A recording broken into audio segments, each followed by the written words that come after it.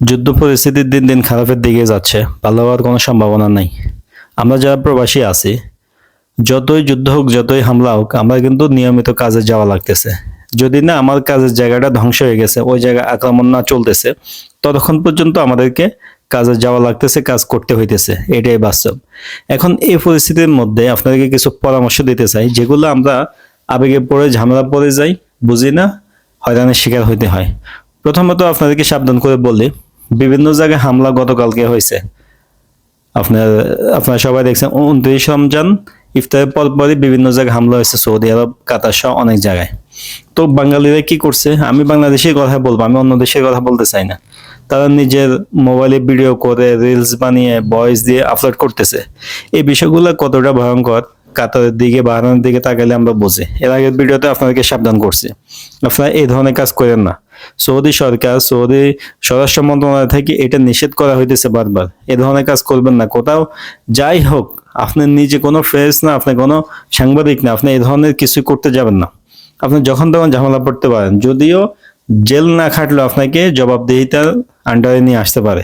এই কারণে প্রথম কথা হচ্ছে এই ধরনের কাজ করবেন না। দ্বিতীয় কথা, গুরুত্বপূর্ণ পয়েন্ট যেটা, সেটা হলো আমরা যদি জানি যে এমন কোনো কোম্পানি, এমন কোনো রিসোর্টস, এমন কোনো রেস্টুরেন্ট বা এমন কোনো পার্ক অথবা এমন কোনো স্থাপনা যেখানে আমেরিকা ইনভেস্ট করছে, অর্থাৎ আমেরিকার সম্পৃক্ততা আছে, এরকম যদি আমি জানি, আমি যে এলাকায় থাকি, তাহলে ওই স্থান আমি অবশ্যই অবশ্যই এড়াই চলবো। আমি ওই জায়গার আশেপাশেও যাব না। এই পয়েন্টটা অবশ্যই সবাইকে মনে রাখতে হবে। আপনি যদি জানেন আপনার পাশে একটা 5 স্টার রেস্টুরেন্ট আছে, এটাতে আমেরিকার ইনভেস্টমেন্ট আছে, অথবা এখানে আমেরিকার নাগরিকরা থাকে বা কেউ থাকে, জানাশোনা থাকলে ওই রেস্টুরেন্টের আশেপাশে, ওই হোটেলের আশেপাশে আপনি থাকবেন না। অথবা এমন কোনো ফ্যাক্টরি যেখানে আমেরিকান লোকজন বা ইসরায়েলি সম্পৃক্ততা আছে, জানাশোনা থাকলে সম্ভব হলে যতটুকু সম্ভব ওই পয়েন্টগুলো এড়াই চলবেন, ওই পয়েন্টের আশেপাশে যাবেন না। আজকেও যত জায়গায় হামলা হয়েছে শুধুমাত্র এই ইস্যুর কারণে, যেখানে যেখানে আমেরিকার ইনভেস্টমেন্ট আছে বা তারা পরিচালনা করে, এরকম জায়গায় হামলা হয়েছে। তো যুদ্ধ দুই দেশের মধ্যে হোক, যেমনি হোক, আমরা এগুলা নিয়ে কোনো কথা বলবো না, কোনো কথা বলার দরকার নেই। আমি এজ এ প্রবাসী, আমার যে দায়িত্ব, আমার যে কাজ, আমি ওইটা করব এবং আমি কি নিরাপদে থাকার চেষ্টা করব। যদিও এখনো পর্যন্ত সৌদি আরব এস্টাবলিশ আছে, এখনো কোনো ধরনের বাড়তি উত্তেজনা আমরা দেখতেছি না যুদ্ধের, এটাই কিন্তু বাস্তব।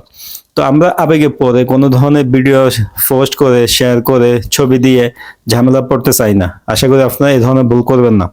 যেহেতু এই দেশের সরকার এটা পছন্দ করতেছে না, বারবার নিষেধ করতেছে, তাহলে আমরা নিষেধ দেওয়ার কাজ আমরা করব না, এটা হচ্ছে কথা। দ্বিতীয়ত, এমন কোনো ঝুঁকিপূর্ণ এলাকায় যাব না যেখানে হামলা হওয়ার সম্ভাবনা থাকতে পারে।